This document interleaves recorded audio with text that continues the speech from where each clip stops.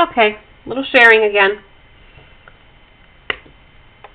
Alright, you're going to love today, because if you thought yesterday was a lot of work, today is not. I can't find my pen.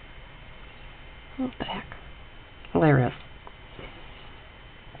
Okay. We're staying in this section. We're going to spend a couple more days here, actually. 3-4, day 2.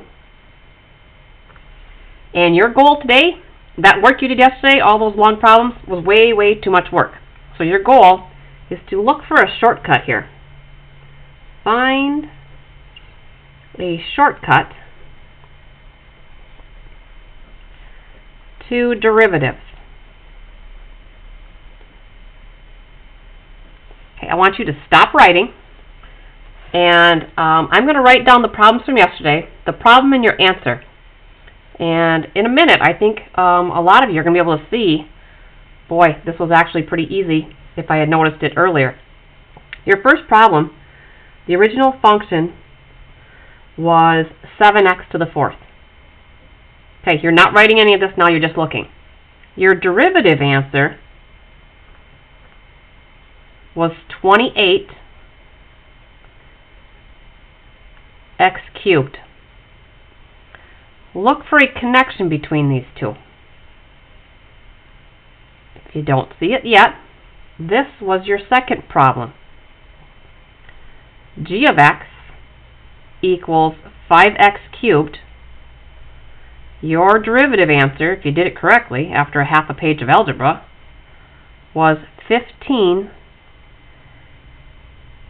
squared. Look for a connection. About this point, there's usually half the class ready to jump out of their chair because they said, oh my God, it's that easy.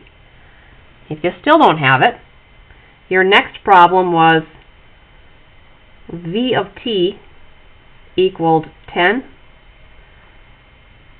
t squared minus 5t plus 7 in your derivative answer. Think about what you think your shortcut is here. Came out 20t minus 5. And the last one, f of t was t to the 4th minus 6t squared plus 3.7. Your derivative function was 4t cubed minus 12t. Alright, how many of you got the shortcut? Hopefully a lot. If not, here it is. Take a look. If you take the exponent and you bring it down as a multiplier, 4 times 7 is 28, and it looks like we subtracted 1 from here. Let's see if that works in the next one. The exponent comes down as a multiplier. 3 times 5 is 18. 1 less than 3 is 2. Here, 2 times the 10 gives me 20. 2 minus 1 brings me down to t to the 1st. This is a t to the 1st. There's a 1 there. We don't write it. 1 times 5 is 5. T to the 0, anything to the 0 power is 1, not 0. And then this constant went away. Here, there's a 1 out in front of this t here. So the 4 came down, got multiplied by the 1. 1 less than 4 is 3. 2 got multiplied by the 6 for 12. 1 less than 2 is 1. There's nothing here. It's a constant. Went to 0. Okay, so your shortcut. Now you can write the derivative shortcut is if f of x equals ax to the nth, a is your coefficient, n's the power, then the derivative, f prime of x, the n comes down as a multiplier, and gets multiplied by the a, so a times n, x, and you decrease the exponent by 1. That's as hard as it is. And then the other thing to remember is that the derivative of a constant is 0. And the reason that is because a constant function is a horizontal line, and the slope on a horizontal line is 0. So if the function is a constant, then the derivative is always 0. All right. Some derivative terminology you're going to need to know.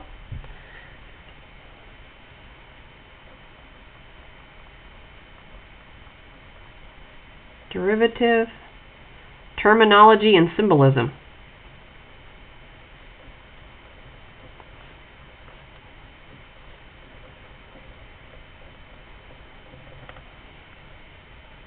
Okay, I think there's only 2 phrases I can think of off the top of my head.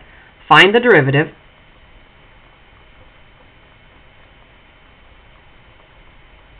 and differentiate.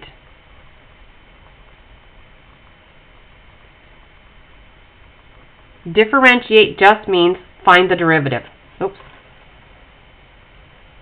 So find the derivative, differentiate, those are interchangeable terms. They both mean just find the derivative. And the symbolism. You've seen the primes from yesterday. F prime of x. Maybe it's just a y equals, so it would be y prime. Some new ones that you haven't seen. Dy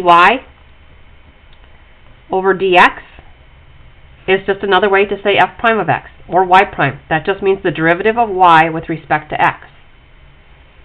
Another one looks like this. Dx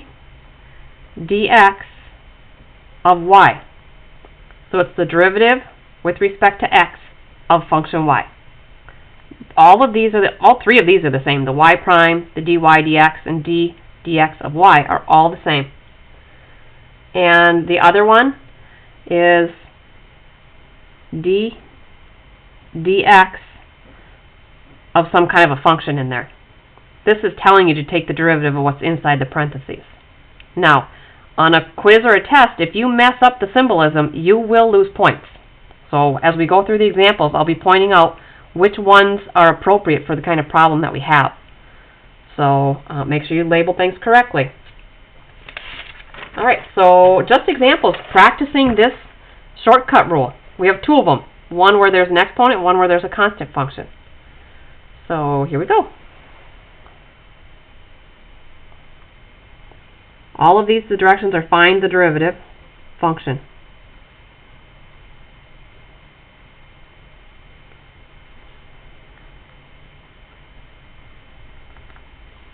First one, f of x equals 4x to the 6th plus 2x to the 4th plus 7x squared minus x minus 5. So because I've got an f here, my only option is to use f prime of x. Okay, the shortcut says take the exponent and multiply. 24, x decrease by 1. Go to the next term. That'll be 8, x, 1 less power, 8x cubed. Multiply, that's 14, x, that'll be to the first, so that's just x. The exponent here, remember, is a 1. It's getting multiplied by the negative 1 out in front, so I've got negative 1. That'll come down to x to the 0. X to the 0 is 1, so it just goes away. Constant goes to 0. So the derivative of negative 5 is 0. Okay, try another. That's as quick and easy today.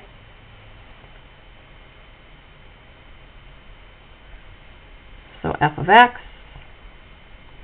equals 0.61 x to the negative 9th. Okay, nothing different here. Same rules apply. F prime of x, you have to tell me you're doing the derivative. You cannot say f of x equals after you've done the derivative because it's not. It's a new function. Multiply. Negative 9 times 0.61 is a negative 5.49. X, if I subtract 1, think about it. Negative 9 subtract 1, I'm going to be at negative 10. Okay, try another. I've got y equals x to the 12th over 5 plus 3x squared minus 1. Okay, because this is starting with a y, I can't go with f prime of x. I've got to use one of the other ones. And I've got options where I can either use y prime equals, I could say dy over dx equals, or I could say dx of y equals. So any one of these three I can use. I'm going to go with y prime on this one. I'm going to use them all through today's. Now, this term here, the 12 comes down as a multiplier, but what is the coefficient here? The coefficient is not 1, it's 1/5. You could rewrite this term as 1/5 x to the 12th. Instead of x to the 12th over 5, now you can easily see the coefficient is 1/5, and that's what the 12 is going to get multiplied by. So think of that as 12 over 1, multiply numerators, multiply denominators. That's going to give you 12/5. X to the 1 less power is going to bring me down to the 11th. And now I move on to the next term. 6 x to the 1st, constant goes to 0.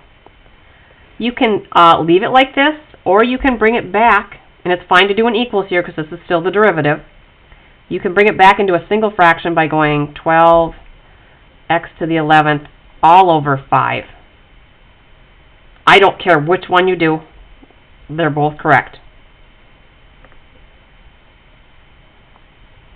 Okay.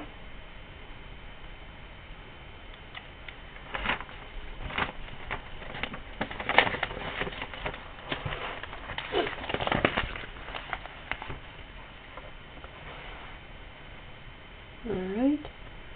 4. Look at how quick they're going today. Y equals 6x to the 3/5, fractional exponent. Just going to work with some fractions. Okay, so again, I've got a y starting. I'm doing derivatives, so I'm going to tell myself the next line is the derivative. I can go y prime. I'm going to choose to use one of the other ones, just seeing all of them. dy dx means derivative. The derivative of the y function with respect to x. So, that comes down 6 times 3/5. If you can do that in your head, that's fine. I'm going to write it out. 6 over 1 times the 3/5. X to the 1 less power. I've got to subtract 1 from that. 1 over 1. Remember, to subtract fractions, you need a common denominator. So since I've got a 5 here, I'll make this 5 over 5. So now my numerator is 3 minus 5 is a negative 2/5. And I should rewrite that as 18/5 x to the negative 2/5. Or if you want to combine it into 1, 18x to the negative 2/5 all over the denominator 5. Either of these two answers is fine. I have no preference.